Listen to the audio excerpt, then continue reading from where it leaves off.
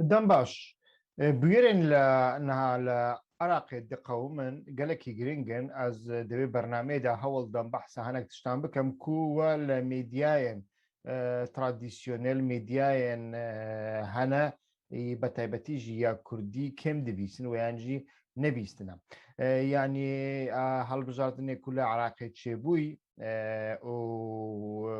بویەرێن پێرا هاتن دەرکەتن مەسەلەن سوپریزێن لە شنگالێ چێبوو مفاجئێن شنگالێ مفاجئێن ئەم بێژن بزاڤە گۆران یەک کورسی ژینانی ئانژی مفاجئێن و پەدەکێ بە قاسی و هەر کەس دەبێژە میلەت ژێ ناڕازیە و بەڕاستی ژێ ناڕازیە بە قاسی و دەنگێوی gelekî kêmkirine yanî nêzî nîv milyon dengê pedekê em dibînin li tevayî Iraqê kêmkirine lê bi qasî wî jî li Kurdistanê dibe Partiya Yekemîn hemî partiyan kom bike nagêjin nîva pedekê em dixwazin bandora wê yanî helbijardin ne ew ku tiştek bûyerek bû derbas bû û carek din venagerên nexêr ne wisa bûyerên li Iraqê çêdibin û guhortinên ku bandora xwe li ser siyaseta tevayî herêmê dikin berastî gelek carna piştî helbijardinan an jî berî helbijardinan çêdibin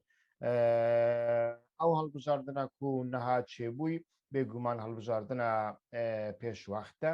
e di encamê xwenîşandan û serhevdanên du sê sal beriya niha li Bexda û li Besrayê bi taybetî yanî li herêmên şîa bi taybetî jî hawlatiyên şîa ku li dijî hikûmetên şîa piranî şîa ez bêjim rabûn û wisa kir ku hikûmeta Adil Abdulmehedî mecbûrî îstîfayê bêkirin teknokrasek an jî kesekî ku berê di nava istixbarata Iraqê dabû Mustafa Al-Kazimî bû hikûmet bû serok wezîr û Mustafa Kazimî jî heta îro jî yanî dema helbijardinê jî de ez dibêjim zêdetir wek kesekî dewletê yanî wek kesekî dewletparêz hereket dike ne wek kesekî partî parêz loma jî bexwe beşdarî helbijardinê nebû lê dixwaze hukmê helbijardinê hukmê îdarê bike yanî dixwaze li şûna ku bibe postekî wî hebe an jî girêdayê partiyekî be dixwaze dîzayîna Iraqan nû bike yanî Iraqa piştî Efganistan Iraqa piştî vekişandina Amerîkayê û Iraqa bi ihtimal piştî دو تشتان يعني ji bo Îranê ez dibêjim an derxistina Îranê zeîfkirina Îranê li rojhilata navîn an jî lihevkirin bi Îranê re yani dixwazin Iraqekî wisa dîzayên bikin me got tiştên nû çêbûn ez tenê li ser va tiştan diafim û ez ئاگاهیان نادەم بۆ ji بۆی ku ئاگاهی destê we da hene tiştێک ku ez dizanim hûn jî li televîzyon û li rojnameyan dibînin lê ez şirove dikim yanî serketina pedekê li şengalê têçûwatayê û em bêjin serketina pedekê û grûpên nesrî û grûpên sunnî bi hevra têçûwatayê û şikista grûpên aliyên Îranê têçûwatayê û demê pêş bandorekî çawa li Kurdistanê dike ez dixwazim behsa vane bikim beriya her tiştî yanî ez dixwazim dîtna xwe li ser helbijartinê bînin ziman ez jî wek her kesekî serbexwe yanî kesekî partîzan na ku berjewendiyê wî de di nava partiyan daye lê kesekî wek kesekî serbexwe baweriya min bi helbijardinê jî nîne yani helbijardin bi taybetî li rojhilata navîn hemî li Iraqê bi taybetî منطقة ديمقراطية نينا بارتيان كو بحث ديمقراطية دي كان يعني بارتي كي مي ديمقراط نينا لرشرات على بريا حرتشتي بارتي كي مي كو ديمقراط با نينا يعني او بارتي هر کسک دوستی وان بی ناولی دیکن ولاد پارێز هر کەسێک ڕەخنەیەکی لەوان بکە ئانجی ڕکەبەرێ وان بی ناولێ دیکەن جاسوس و خائین و نەزان و جاهیل و کافر و ئیدی بەوی ڕەنگی هەڵبژاردنژی لە ڕۆژهڵاتان ناوین پڕانی فلترە ئەمریکا دەرباز دەبن و لیا عراقێژی vê dumayê wisa bû. Di hilbijartinên berê de yanî hêzên herêmî bi taybetî jî İran û Tirkiye, Suûdiya, Qatar, Kuveyt, İmarat, Ordun dikarî bûn li gorî xwe ew bixwe yanî bebê Emerîka, bebê Rûsya dikarî bûn bandorî xwe li ser hilbijartinan çêbikin ji bo ku hilbijardinên kevin bûn, hilbijardinên klasîkî bûn yanî li gorî bîrokrasiya berê. ناسنامەیەک ji tarafdarên xwe çê dikirin meselen İran nasname ji İraniyên ku li Iraqê hene çê dikir an jî kesên ku Iraqî ne lê du car û sê caran deng didan heta kes hê de caran deng daye bevê rengî Tirkiye jî wisa dikir meselen قڕوجیان باکوور پەرە دەدان وان و ناسنامەیەکی عراقی چێ دیکە دەنگی خۆ ددان پەدەکێ یەنەکە بەوی ڕەنگی ینی هەمی عراق بەوی ڕەنگی بوو لێ vê dumayê ji bo ku destê Îranê li herêmê bibrin tiştek dîtin hilbijardina elektroní. Hilbijardina elektroní çiya tu bi du kartan dikarî deng bidey heqê dengdanê heye yek kartê bayometrî jera dibêjin ya duemîn jî kartê hilbijartinê kartê dengdanê ew du kart hebin tu dikarî deng bidey û ya dinê gotinê ku çêkirin سیستەما هەرێمی مەسەلەن هەولێر بەسەر چار بازنەیاندا چار دائیرەیاندا دابشکردن دائیرە 1 2 3 4 لە هەر دائیرەیەکی هەر پارتی دکاری شەخسان دەست نیشان بکە نە پارتی لێ شەخسێن گرێدایە پارتی ئانجی شەخسێن سەر بخۆ ئانجی شەخسێن کو ژەعالیە پارتیانڤە ناڕاستە ڕاست تێن پشتگیریکردن لەور خوا نامزەت نیشاندان و بەوی ڕەنگی دەنگ ژوان ڕەهات داین دەنگێکی تە ژێ دنێ زێدەتر بێت و سەر دەکەوی دەنگێکی ژێ دنێ کێمتر بێت و بن دەکەوی و لە هەر ئیالەتێکی چەند کورسی هەنا لە گۆری وێ هەڵبژارتن هات ئاواکردن بەریا هەڵبژاردنێ بێگومان لە کوردستانێدا بویێرن عجایب چێبوون یەک ژوانەژی لاهور شێخجەنگی هاوسەرۆکی یەکێتیە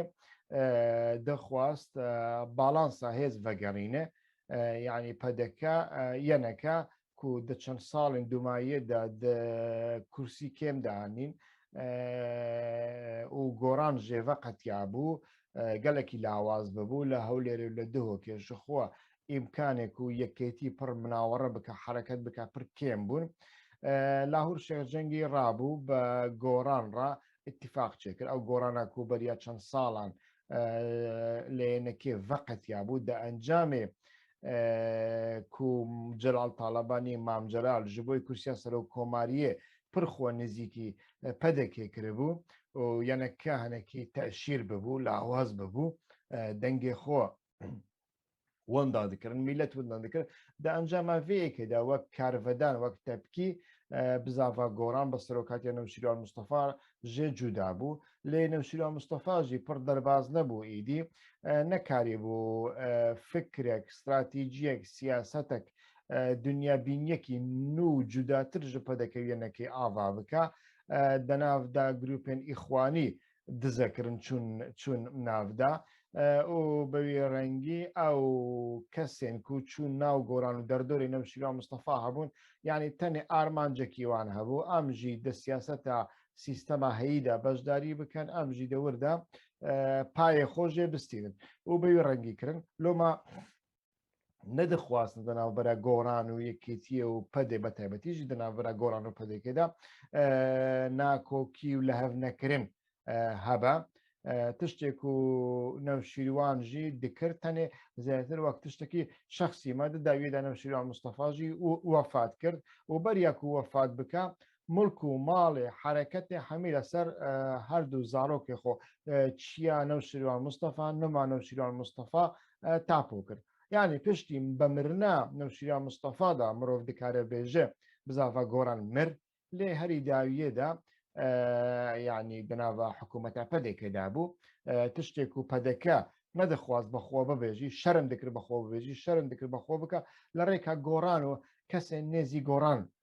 دەکردن و قانون وسە دەرباز دەکردن بەوی ڕەنگی مەشیە حتا vê دوماییە لێ بە قاسی وێژی لاهور شێخ جەنگی خواست دەستی گۆڕان بگرێ گۆڕان ڕاکە سەرپیان دەستی خۆدایە و گۆڕان vەگەڕان ناو یەکێتیە پێرا ئیتفاق کرد ji derveyê wê Lahûr Şêxjengî taktikekî dinê gelekî serketinê û taktikekî metirsidar ji bo pedekê li darxist ew çibû yanî li herêma Behdînê an û Hewlêrê bi taybetî jî li Behdînan bi serok eşîretên rikeberê pedekê re îtîfaq kir ew kîne herkî bûn sûrçî bûn rêkanî bûn bi taybetî jî bira dostî bûn û her yek ji wana بە قاسێک و عشیرەتێن پەرزەنگینن بە ده هەزاران چەکدار و مریدێن وان هەنە ینی ماڵا برادۆستیان دە هەمان دەمێدا شێخن ینی مریدێوان ژی هەنە نەتەنێ چەک و پەرە و باندۆرێوان لەسەر عشیرەتێن بچووک یێ هەرێمێژی هەیە ینی خزماتیێوان باندۆرێوان هەنا بە هەورە دەوێت چارچەوێدا و ژوان عشیرەتانەڕ نامزەت دەرخستن لێ مەدید دە هەشتێ مەها تەموزێدا بە سپۆنسۆر و ئالیکاریە تورکیا و مەڵە بارزانانی دەربێ کودەتایەک لەسەر لاهور شێخجەنگی هات ئەنجامداین و لاهور شێخجەنگی دەوێ لە ئیستۆکێدا هات دەرخستن دناوە یەکێتیدا ساربوونێکی مەزن چێ بوو گەلێکی پێشمەرگێن یەکێتیێژی مەدید ینی دەما هەڵبژاردنێدا دچون سەر سندوقی دەنگدانان لێ دەناوە لەسەر فۆرما خۆی هەڵبژاردنێ دنویساندن لاهور ئانجی ئەم دەنگی خۆ نادەن بەوێ ڕەنگی و دەنگی خۆ دشەوتاندن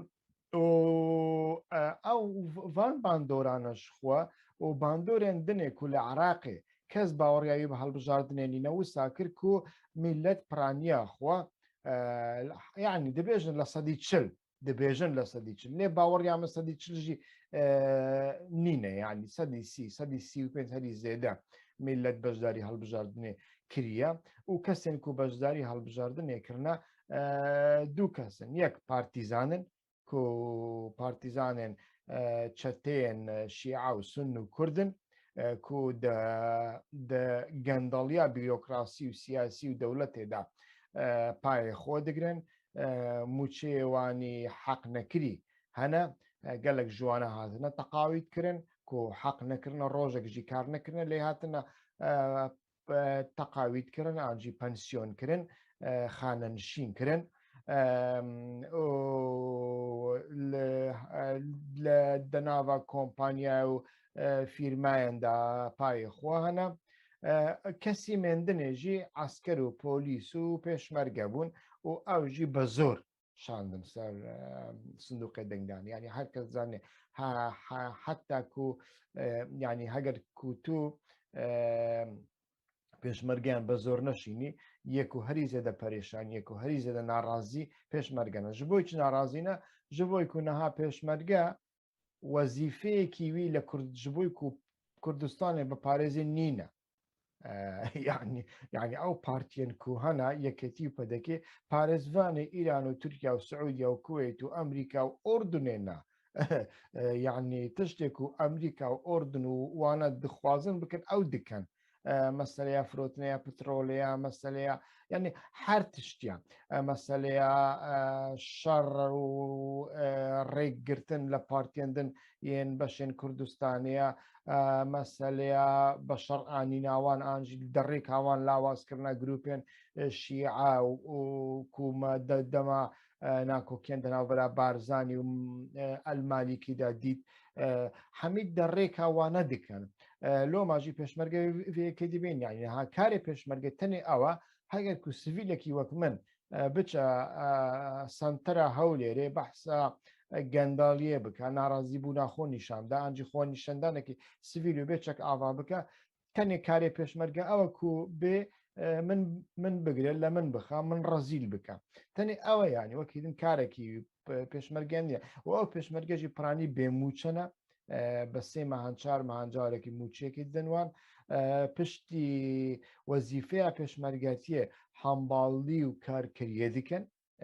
لۆ ماژی پێشمەرگە هەری زێدە دەوێت ڕەوشەدا ناڕازینە بەوی ڕەنگی مەدیت ئەو وسا کرد و بایکۆت چێ ببە بایکۆتکردنا هەڵبژاردنێ یعنی بە قاسیک و نیشان دەداک و میلەت و حیزب میلەت و سیاست ژە هەفتوو پڕپڕ دوورکەتیە لێ بێچارەتیەژی نیشان دەدا یعنی دەناوە جڤاکێدا چارەسەر یەک نینە هەر پارتێکی و چێ دەبێت کۆ ڕاست دەبێت پر سۆزان دەدا پرسا ئەو سۆزان ناینی جێ و میلەتجی پێ باوەڕ دکە یەک سەدەم ئەوە یعنی دەناوە جڤاکێدا هێژی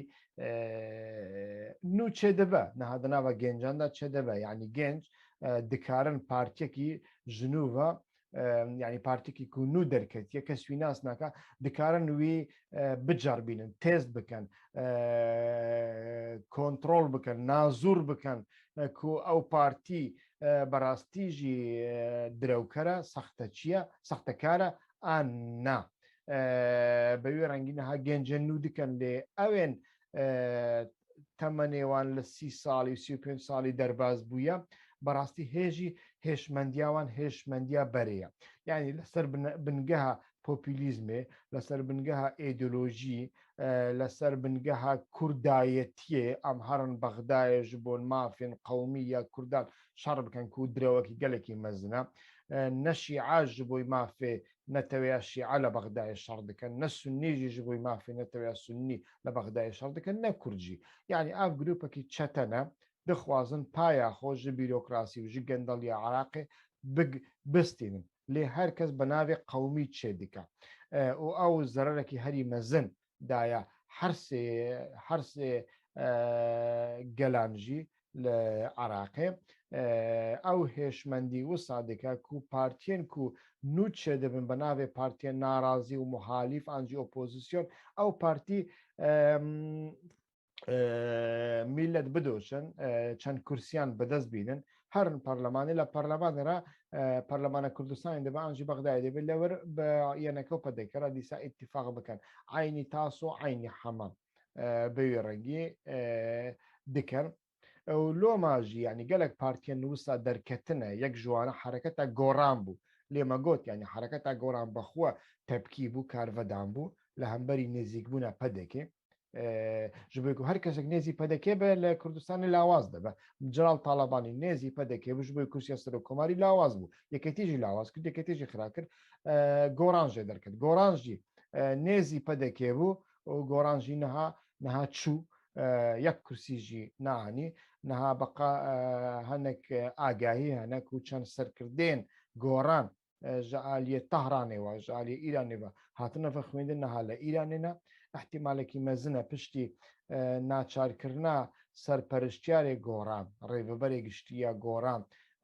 عمەری سید عەلیک و دۆ ئەس باوەڕم ئیستیفا کرد یعنی هات مەجبورکردن ji بۆی ئیستیفا بکە ji aliyê tarafdarên گۆڕان دixwazin سەرپەرشتیارێکی نو ئاوا بکەن و احتیمالێکی زێدەیە ئیران jî ji بۆی کۆمکردنا van hêzane هەنێک پێشنیارێ نو ژوان ڕاوژ و یەنێکی ڕاژی بکە ji بۆی ku wek me got niha li tevayê Iraqê de di encamê hilbijartina elektrînî gelekî wî sextekarî têde heye bêguman her kes dizane alîgirên Îranê an jî yê ku alîgirên Sunyanin alîgirê welatên Korfezê û Emerîka û Tirkiyeyê ne wana qazanc kirin yani sedr jî کەسێکی دەتارگێدا دژی يعني ڕاستە سەدر دەستپێکا خۆدا شەڕی ئەمریکا کردە لێ دومایەدا تەکلیە نوێی بە قەتەر و سعودیایی را پڕ باشن تەکلیێوی بە ئیرانی را جێگومانێنە مرۆڤ شک دیکە ینی سەدر ئارمانجێوی ئەوە بێ سەردەسەڵاتی حکوومەتێ بگرێت حکوومەت عراقی بگرێت دەستی خوا ژغی نیوێ ئارمانجێکی ونینە ئێژ بوونا vê یەکێژی احتیمالێکی مەزنە بە ئەمریکا ڕ لە هەف کرێبە پرەنسیپێن وی پڕ خوێنینە ینی ڕۆژێکی تشتەکە ڕۆژێ دنێ تشتێکی دنەیە لۆمە ئیران لەوەیەکی دترسێ ji bo ku me got alîgirên wî hereketa feteh yanî balê siyasî hejdê şabî hereketa malîkî hereketa ebadî wana hemî li hilbijardinê de şikistên mezin tomar kirin şikiyan û yeketî jî yanî mirov dikare bêje şikiya şixwa lawaz bûya ملت جی پێرانینە متفقی یەکێتیە ژی گۆڕان شکست احتیمالێکی مەزنە ئیران بخوازە وانە جاردن لە هەفتوو بینی و هەنێک پێشنیاران ژوان ڕابکە ئەنجامێ بایکۆتێک و تەنێ لە سەدی سی خەڵک چێ سەر سندوقی دەنگدانێ بێگوم ئەو ژی هەمی ئالیگرێن پارتیانن ژ بێک و پارتین وەک پەدەکێ بە پەرەیەخوا بە سیلاحێخوا بە پروپاگەندەیە خۆ دکارە میلەت زێتر بشینی سەر سندوقی دەنگدانێ وێ دەمێ هەگەر دە شەرتێ نۆرمالدا هەگەر سەدی سەد میلەت بەشداری بکە لە هەڵبژاردنێ ji کورسێکی را 30,000 دەنگ پێویست بە دەمەکیدا کو تەنێ لە سەدی سی میلەت بەشداری دکە ئان 35 ئان بێژە چل وێ دەمێ بەهای کورسێکی نەتەنێ 30,000 دەنگە دەبە 4,000 دەنگ ئاژی 5,000 دەنگ بە 5,000 دەنگی دکارێک کورسێکی بینێ بەوێ ڕەنگیکردن و پەدەکە کورسیان زێتر ئانی لێ دەوردا هەنێک تشتێن دنێژی هەنە مەسەلەن وەک مەگوت فەیسەڵ کەریم خان برادۆستی ئاغەیە برادۆستیانە ئەس بەخۆ بە ساڵان لە ناوە هەمی گوندێن برادۆستیان مامە ینی گوندێکی برادۆستیان نەمایە من نان تێدا نەخوارە بە ئۆ هەمیان باش ناس دکەم دە شەرتێن هەری زەحمەتدا کو ناکۆکیێوان بە ماڵە ئاغاڕا هەبە دیسانژی بە ماڵە ئاغاڕا بوونە بە ماڵا کەریم خان ڕەبە بە تایبەتیژی ماڵا کەریم خان ینی برادۆستی بەڕاستی پێڕانە و وەک من گۆت دەردۆرێ برادۆستیان خۆشنا و سوورچی زراری هەرکی مهاجیر ئەم بێژن هەرێما باڵەکەتی حتا دچە حاجی عمران پەیوەندیوان بە برادۆستیان ڕەگەلێکی خۆشە ژبووی و عشیرەتە برادۆستی و ئاغیاوان ژیانی بەڕاستی میلەتێک و عشیرەتێکی پڕ ئەو نینە ینی بە خەڵکێندن ڕ پڕ نەکەتینە ناو شەڕ و ئاژاوە و فیتنیان تەنێ بە 200 ساڵی دوماییەدا مرۆڤ دکارێ بێژی بە بارزانیان ڕادەما شێخ ئەحمەد و شێخ ڕەشیدێ لۆلانی شەڕێن مەزن وێ دەمێ هەبوون و ئەوژی زێتر شەڕێ شێخایەتیە بوو کی دەبە شێخ لێ بە عشیرەتێن دنێ ڕ خزماتیێوان و دۆستاتیێوان گەلێکی پێشکەتیە دەدەستپێکە داخوێنیاندا یانی داخوێنیا کۆمیسیۆنێدا مەدید و فەیسەڵ کەریم خان برادۆستی و کاندیدێ یەکێتیە زێتر کاندیدێ لاهور شێخ جەنگی بوو 28,000 دەنگ ئانی یعنی لە بازنەیە یەکەمین یا هەولێرێدا دەنگە یەکەمین ئانینە لێ چەند سعات دەرباز نەبوو دەنگێوی دابەزین ژ بۆی 18,000 یعنی دەفردا مرۆڤ دەبینە بەڕاستی هەنێک لەیستۆک هاتن نەکردن یادنێ لە هەرێما سلێمانیەدا چەند نامزەتێن سربەخۆ هەبوون وانەژی یعنی مەدید پڕانی خەڵک پشتگیری لەوان دکرد لێ ئەو نامزەت بەرێ ئەندامی پەرلەمانی بوون و دەناوە پەرلەمانیدا بەردەوام سەر ئێشە ji بۆی پەدێکێ و ji بۆی هەرێمên سنی ئێک و ئیتیفاقا پترۆلێ یاوان و پەدێکێ بە هاوڕا هەیە پڕ سەر ئێشە ژوان ڕاچێ دیکرد یعنی حیلە و گەندەڵیەوان دەردەخستن دەرڤە لە ناوە کۆمیسیۆنێدا و ئەو بایکۆت دکردن دەنگی ناددانوان و ڕادەبوون مداخەلە دکردن لە پەرلەمان توێدا ئەو کی بوون سەرکەوت شەمز بوو غالیب محەممەد بوو دکتۆر مەریوان بوو ئەحمەدی حاجی ڕەشید بوو لەسەر لیستەیە کۆمەڵی دادگەری کوردستان و گروپەکی ئیسلامی بوون بەرێ نەها دەبێژن ناوێ خۆ گۆهرتنە لێ دیسانجی گروپەکی مرۆڤ دکارێ بێژە ئیسلامینە لێ ئەحمەدی حاجی ڕەشید مرۆڤ دکارە بێژە بە ئاوایەکی سەر بەخۆ کار دەکرد و تەکلیاویژی یعنی ئینسانێکی مەزهبی قەت نەبوو ئینسانێکی نەتەوپەرست نەبوو تەکلیا خۆ بە ئینسانێن دنێڕ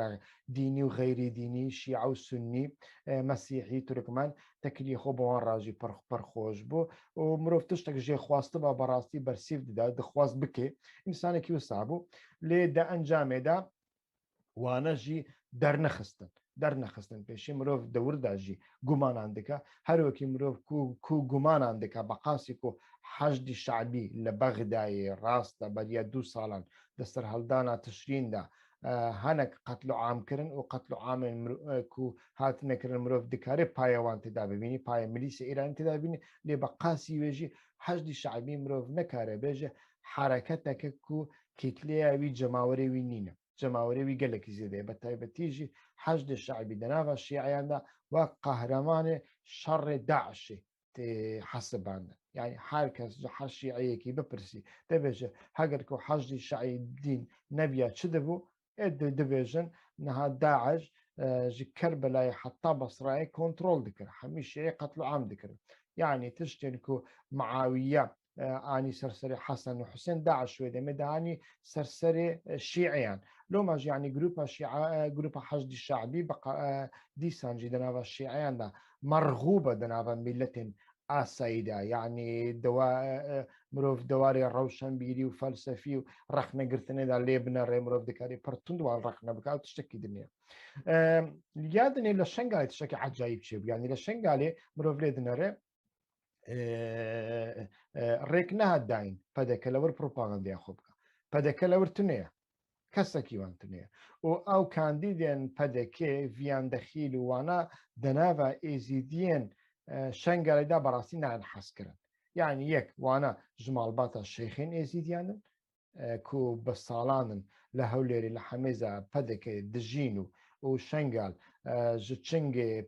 pêşmergeyan re hêlan çi kar nekirin ji bo şengaliyan û pêşmerge jî şengal ji bo xiste nav lepê Daişiyan qetl û am çêbû ew kes ew kesên wekû viyan dexîl û nizam çi hemî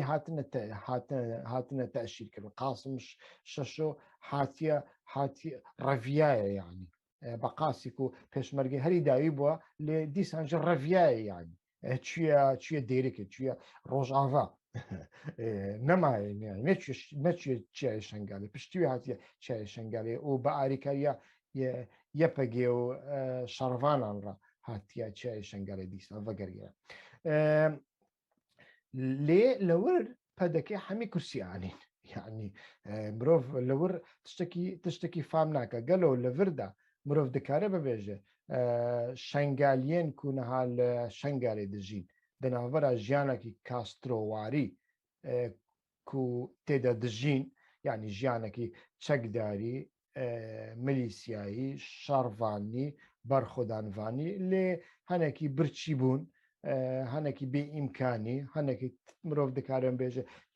تەجریدێکی سیاسی و ناونەتەوی و جار ناجار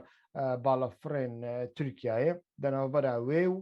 دەناوبەرە ژیانێکی بێڕوومەت گەندەڵی تەسلیمکاری و دەنگی خۆدان گروپێکی نێزی سنیان کو وانە بەرێ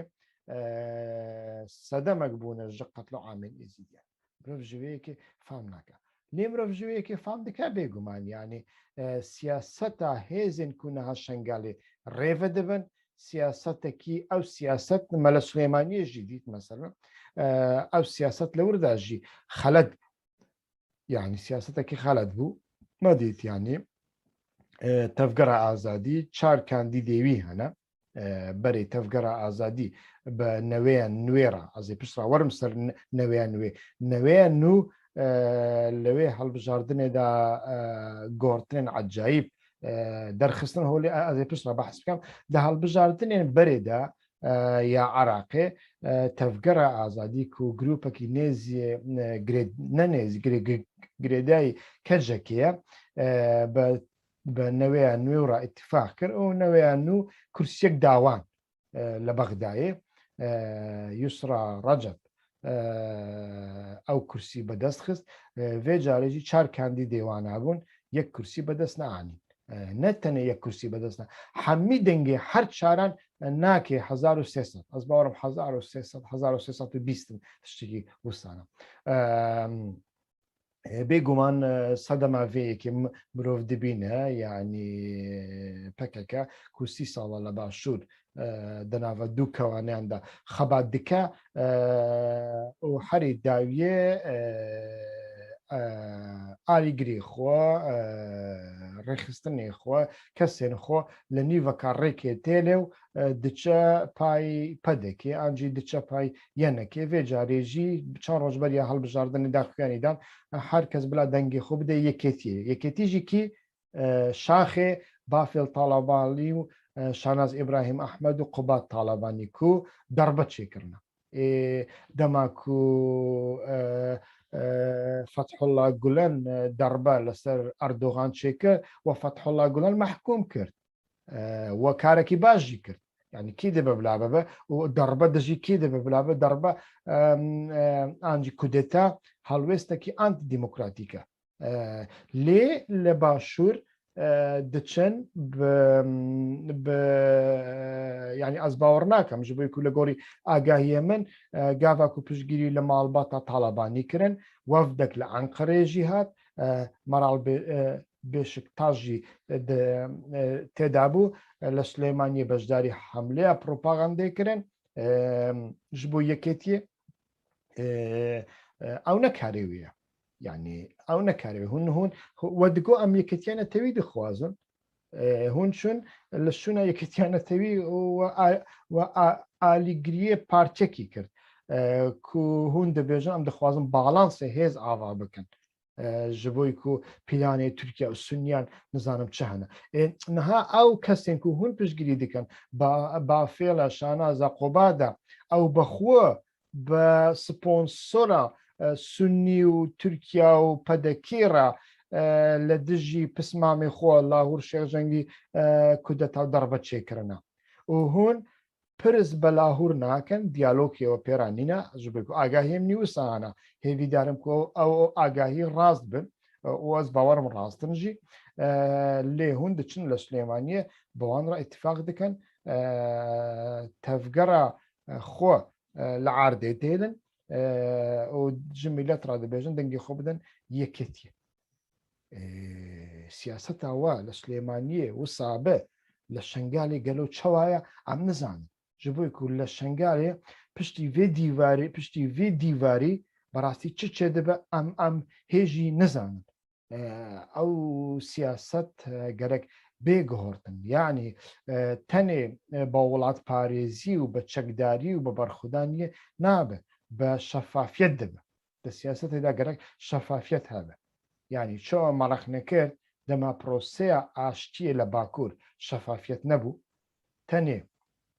diyalog bi navbera sê-çar dîwaran dabûn dîwara Qandîl dîwara İmralê û dîwara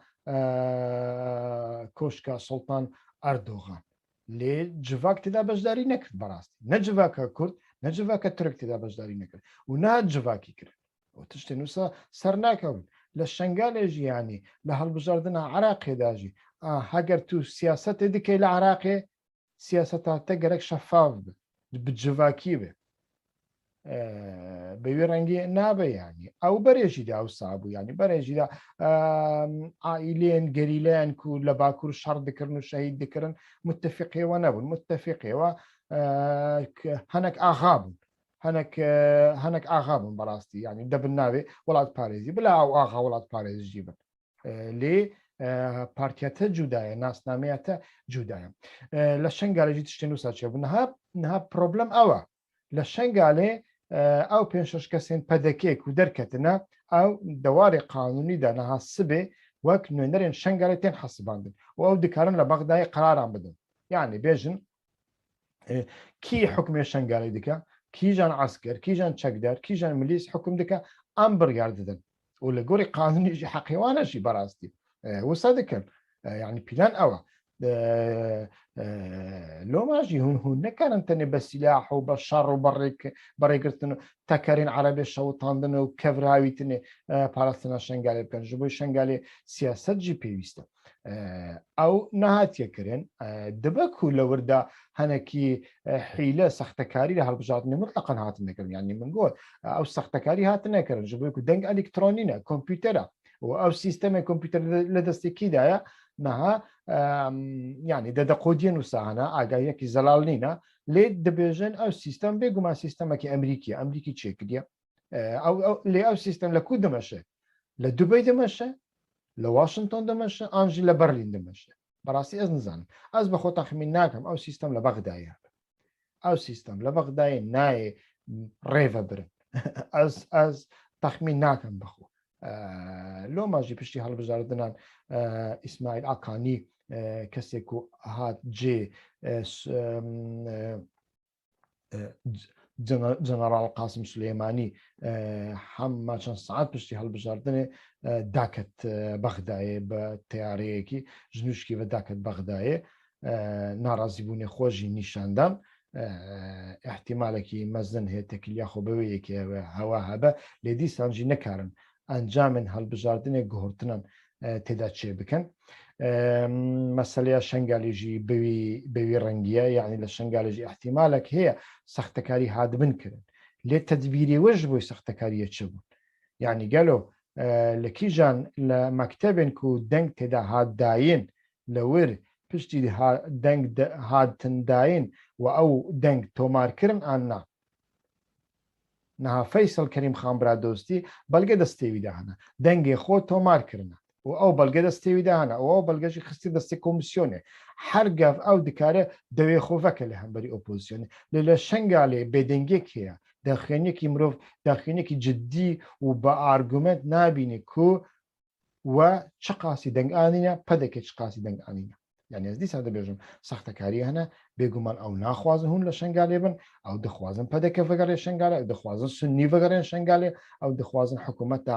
عراقیەوە وەرێ شنگالێ و دەوردا هەنە گۆڕتنێن ڕاستیژی هەنە یعنی ئەو شەرتێن پشتی ساڵە 91 لە باشووری کوردستانی لە عراقی چێبوون ئەو ڤاڵاتی چێبووە هێدی تێداگرتن یعنی عراق ژنوڤە دەبە دەوڵەت دەوردا مرۆڤ گەرەک سیاسەتێکی شیار بکە تەدبیرێوی هەبن و بکارە یعنی هەنێک جارنات و نەکاری ڕێکێ لە پێشە سەختەکاریە بگرە لێ تو دیکاری پشتیوێ نیشان بدەیت و ئەو سەختەکاری چەوا هاتیەکردن لە کو هاتیەکردن و بەلگە دەستێتدا هەبن تو بکاری بچی محکمەیەکی ناونەتەوەی ئانجی تو بکاری میلەت ئیقناع بکەی داک و کەسێک و بە سەختەکاری هاتنە هەڵبژاردن دەنگ ئانینە و جڤاک وانە ناس نەکە بەوێ ڕەنگی مرۆڤ دکارە بکەن بویێرێ هەری داویە و ئەس دەخوازم ژۆڕا بێژم سەر هەڵدانە نەوەیە نوویە نفشە نوو لە کوردستانێ سەردەکەوە لە کەرکووکێژی یعنی لە هەرێمە ناکۆکژی سەردەکەوێ نەوشێ نوکیە یعنی حرەکەتێکی چەند ساڵ بەریانەها ئاوا بووە شاسوار عەبدولواحید و کەسێکی بیزنێسمانە بازرگانە خودیێ چاویلاند و چەند کۆمپانیایان دنەیە لە سلێمانیە ئەو سەرۆکاتیاوی دیکە و ئەو حرەکەت مرۆڤ دکارە بێژ وەک حرەکەتێکی کەرتێ تایبەتی یعنی ئۆزەل سەکتۆر القطع الخاصة مرۆڤ دکارێ ناز بکە حرەکەتێکی ئالیە لیبرالیزمە نوویە یعنی کو هەر تشت وەرێ تایبەتکردن نەخۆشخانەوەری تایبەتکردن مەکتەبوەری تایبەتکردن ئیدی بەوێ ڕەنگی تشتێکی و حکوومەتی نەبێ هەرکەس هەر دەستێ شخصان دابێ هەر دەری ڤەکری بن ji بۆی بازرگانان لە پێشیا بازرگاناندا چه ئاستەنگ نەبن حرەکەتێکی وسایە و تایبەتمەندی vê حرەکەتێ وسایە کەسێک و حتا نەهادناوە vê حرەکەتێ جێگرتنە ئەلیتا vê حرەکەتێ ئەلیتێکی ماڵباتیە ji mala yanî malbat çîtî mala barzanjî derbas kiriye di navanda yanî îsal mêr xwe namzet nîşandan ji bo parlemanê 4 sal piştî wê jinê wan vê jarî xwe nîşandin pişta birayê wan pişta xuşkê wan bêwî rengî yanî hereketekî bêwî rengiya û Şahswar Ebdulwahîd keseke berastî jî bazirgana mîna Donald Trump dikare wek bazirganekî nêzîkî siyasetê bibe û ji xalên lawaziya yenekê û pedekê dikare sûd werbigire ji bo ku hereketekî nêzî kertê taybet e ihtimala bi siyaseta Ewropa û Emerîka jî li hev bike û çand roj beriya hilbijardinê ew çû Emerîkayê gava ku li Emerîka vegeriya got yekêtî û pedeke dê biçin daxuyanekî bi wê rengî jî ew jî balkêj bû mirov nîşan dide ku تخمین dike yani em li ser texmînan diaxivin ku hereketa newê nû wek alternatîfek tê hêdî tê pêşxistin li hemberî heger ku yekêtî û pedeke nekarîbûn bersîfa siyaseta Emerîka bidin an jî nekarîbûn xwe li ser pêyan ravegirin ji bo ku dengê pedekê kêmkirine ha min got min di destpêkê de got dengê pedekê kêmkirine lê بەقاسی کورسیوی زێدەکردن ئەو ژی ئیدی ڕاستیە دیموکراسیا عراقی و باشووری کوردستانی حتا بەرنامەکردن سلااو حرمەت هیوا خۆشنەوە